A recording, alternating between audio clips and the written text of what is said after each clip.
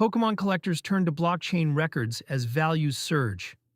Bloomberg reported on April 24, 2026 that Pokemon trading card values have climbed high enough to reshape how collectors store and authenticate their inventory. The piece describes owners moving cards into museum-grade vaults, hiring overnight security, and logging ownership history on public blockchains. The collectibles niche is, per the report, now a multi-billion-dollar market. Treating a 1999 holographic Charizard like a Rothko is not a new idea. Using a blockchain ledger as the paper trail behind that Charizard is.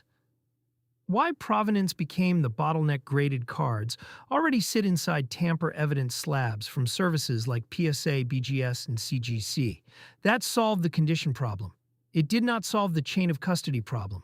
A slab can be authentic, while the card inside it has a murky ownership history, an unpaid consignment claim, or a prior insurance dispute. As ticket prices moved from hundreds of dollars to six and seven figures, that gap started costing money. A 2021 PSA 10 Charizard sold at Heritage for $420,000. Cards above $1 million now trade privately on a regular basis. At those stakes, buyers want more than a grading label and a receipt. They want a durable log of who held the card, when it changed hands, and whether any liens sit against it. Blockchain records do not authenticate the physical card.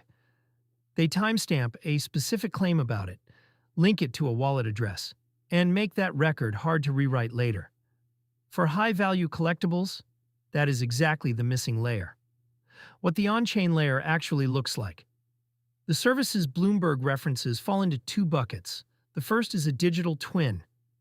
A graded card is photographed, its slab serial is hashed, and an NFT is minted that points to that serial. Transfers of the physical card are supposed to trigger transfers of the NFT. Platforms like Courtyard and Collector Crypt run variants of this model, often with vault custody so the token and the card never separate in practice. The second is a provenance log without custody.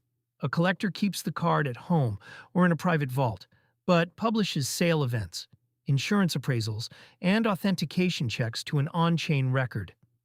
The record is append-only, which means disputes about ownership history have a fixed reference point. Both approaches have trade-offs. Digital twin models solve provenance and custody at the expense of convenience. Retrieving the card usually means burning the token. Pure provenance logs keep custody flexible, but rely on participants to honestly update the ledger.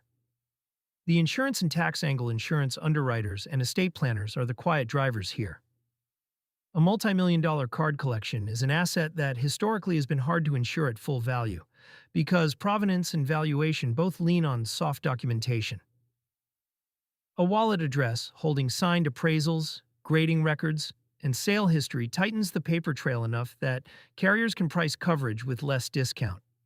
Estate and tax authorities benefit from the same structure.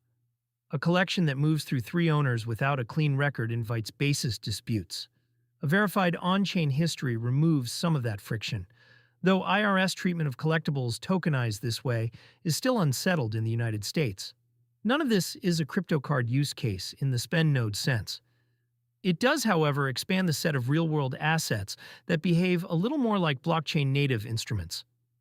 What this does not fix, on-chain records do not prevent forged cards from being slabbed by a grader and then tokenized. They inherit the authentication quality of whoever handled the card before the ledger entry. If a forgery makes it past PSA, its on-chain twin will carry the same flaw. They also do not solve price discovery. A transparent ownership history can confirm that a 1.2 mirror card passed through three legitimate owners. It says nothing about whether $1.2 was a fair mark. Wash trading between related wallets is a known issue in NFT-linked collectibles markets and applies here as well. And there is the obvious tension with physical possession. Collectors who actually like holding their cards are choosing vault custody to get the token benefits. The cards exist, but owners rarely see them in person. Why this matters beyond Pokemon. Watches, wine, and art are watching. Each category has an active tokenization pilot running somewhere, and Pokemon is simply the one where price appreciation has moved fastest. The same provenance toolkit now being built for holographic cards transfers almost directly to a Patek Philippe reference or a case of Domaine de la Romane Conti. The broader read is that real-world assets on-chain is no longer just tokenized treasuries and private credit. A meaningful slice of that category is collectibles looking for a reliable ownership ledger, and the infrastructure is arriving from NFT tooling, not traditional registries.